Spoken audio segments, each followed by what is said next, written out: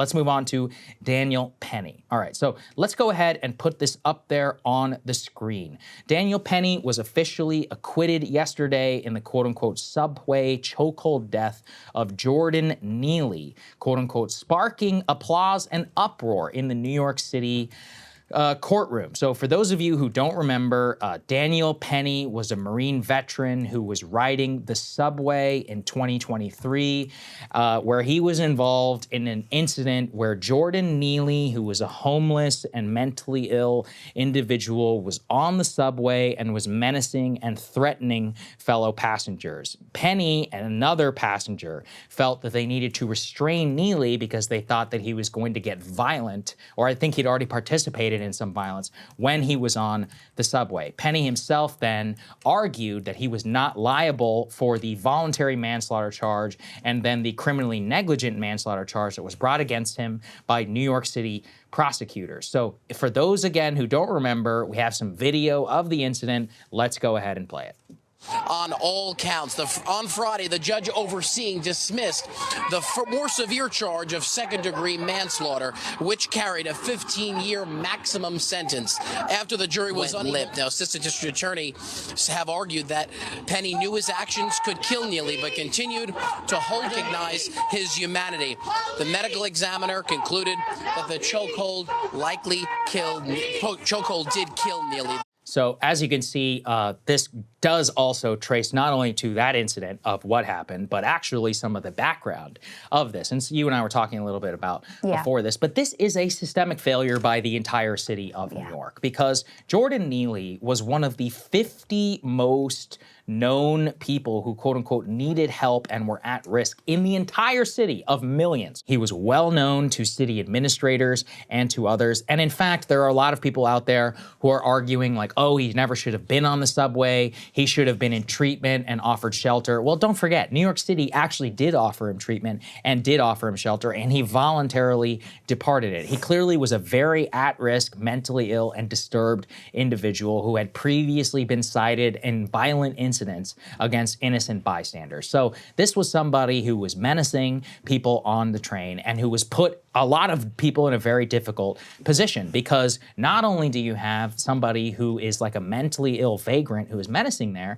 but the city, who's had multiple opportunities and identified this person, never took him into custody for his own safety and the safety of others. And so just like in that, chaos abhors a vacuum. And so what happens? You have him who's on the train, he's menacing others, and then Penny and this other bystander get involved. Furthermore, what we found out in the trial, Krystal, because people are blaming Penny for Neely's death, Neely was alive whenever the paramedics and others involved arrived on the scene. They did not administer immediate treatment to him because they were afraid that he had HIV. Wow. And so they were afraid of their own, risk, basically, of taking care of him. Now, look, I think there probably are procedures and others that are in place for that, but when you put that all together, it is so obvious that charges never should have been brought here against Daniel Penny.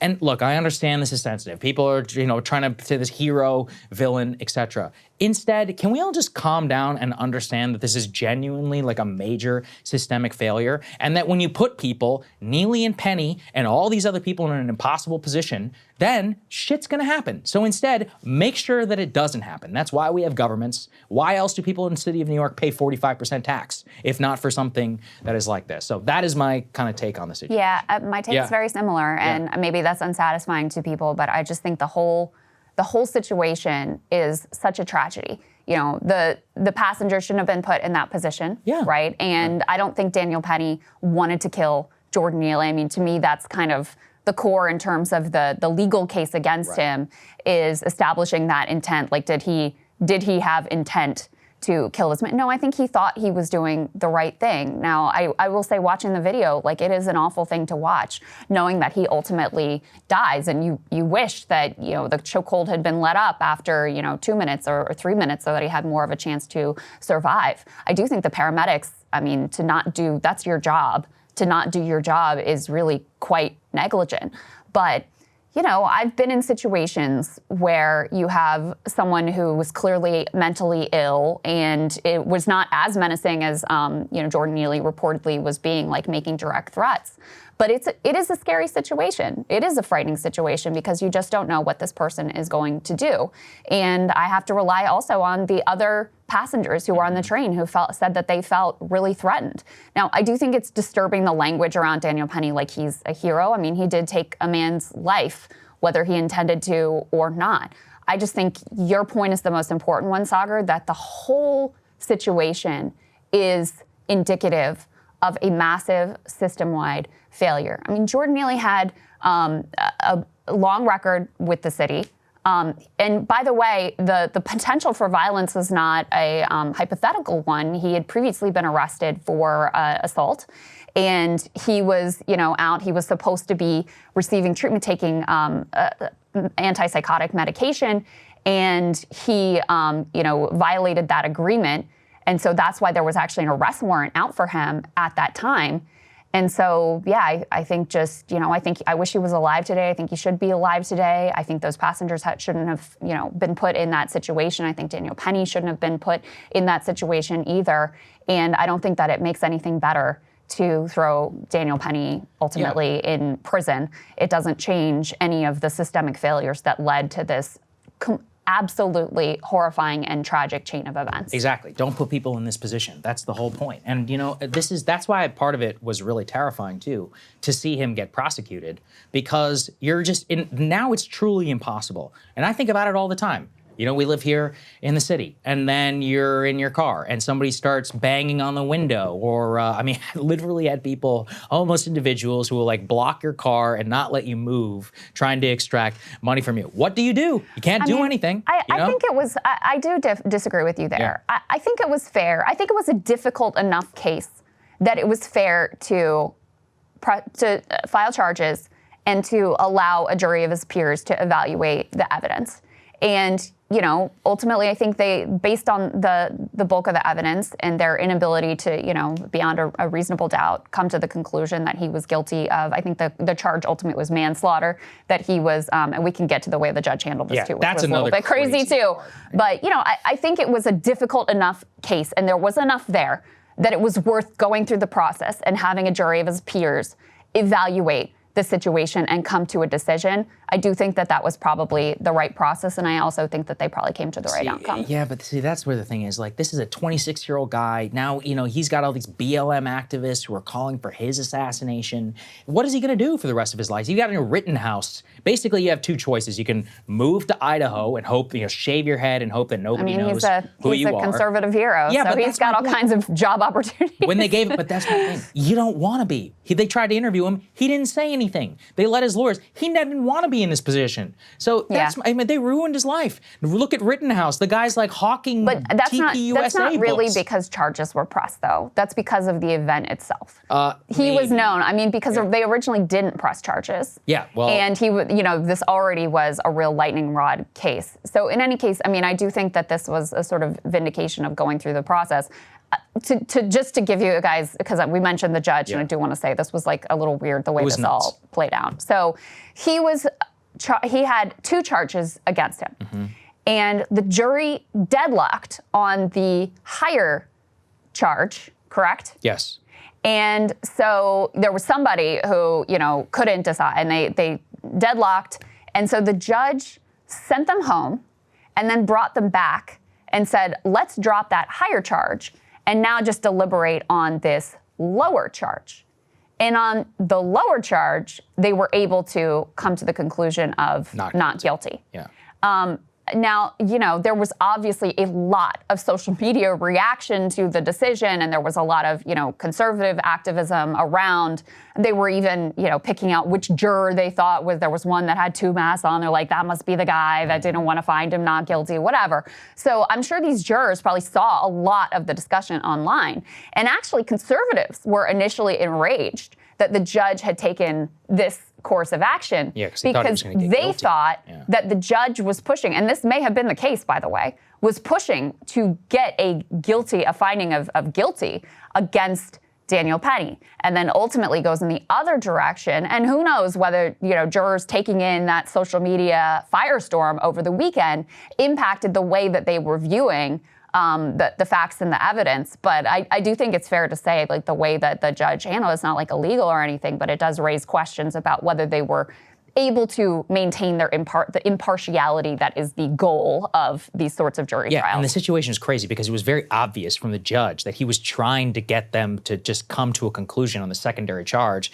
And they were probably, apparently what happens in these situations is like, well, we can't be deadlocked again. They're really pressing us for a decision. And let's say on the original one, at least some of the reporting I'd seen, there was speculation that actually a majority wanted to find him not guilty on the higher charge, but there was like one holdout. Well, that person finally probably capitulated. I mean, but that's why this whole situation is crazy. Like, why is the judge, basically making this discretion to drop a charge, from these prosecutors' file, the judge allows them to, all in the context of resolution, right? And it's like, well, if the jury is deadlocked, then the jury's deadlocked. It happens all the time. I was not, I think it's crazy the amount of power some of these judges have with the sentencing or with others. I learned some of this about the whole Menendez case when I was learning about that. And like a judge can just be like, oh, your entire defense, which got you a mistrial last time, nope, that's out the window. And then you tell the jury, like, you have to narrowly consider based on this, you can't consider anything else. Yeah. And then they have no choice but to vote guilty, which they didn't even want to do. I think it's complicated though, because the argument in the other direction is like when you have these, mandatory minimums and 3 strikes rules and whatever,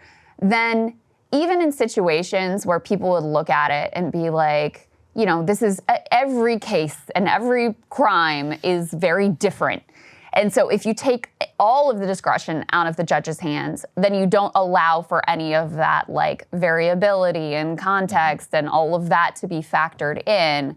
So it is complicated. Like, I can kind of see the case in both directions. But to your point, Saagar, I mean, one of the things egregious that I noted in terms of the power of these judges and how corrupting it could be. And also, by the way, so many of these judges, when you talk about corporate cases and white-collar crime, so many of them have conflicts of interest based on their, whatever stock holdings and investments and their, spouses' positions, et cetera.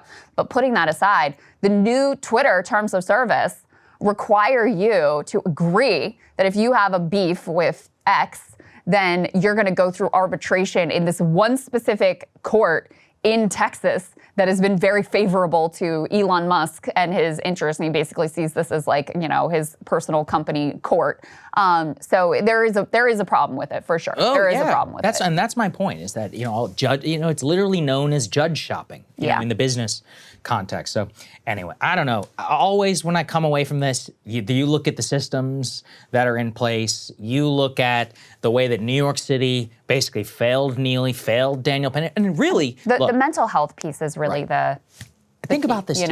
How many people on the subway? You've been on the subway at probably 5 a.m., just like I have in the past. These are some hardworking people, okay? These are people who are coming in, hour-long commute to go clean office buildings and to be restaurant service or whatever, so that when the suits show up, that they can come in and get served. And then the same thing if you're on the subway at 10 or 11 o'clock at night, sure, there's some people were going out or whatever, but by and large, these are very, very hardworking folks. They pay a ton in taxes. Nobody wants to be on the train for an hour and all of that. The very least you could probably guarantee them is some safety. And in the last several years, every time you go to New York, the explosion of just like mentally ill, vagrant violence and just presence is shocking. And it's one of those where you're paying more than anything. These people are being menaced on a daily basis, fear for their lives. It is not right. And it's especially not right because the rich people all just leave. They move to New Jersey or Florida. Or they're in Ubers or in an Uber, cars, right? So they can afford it. It's the janitors, the bartenders,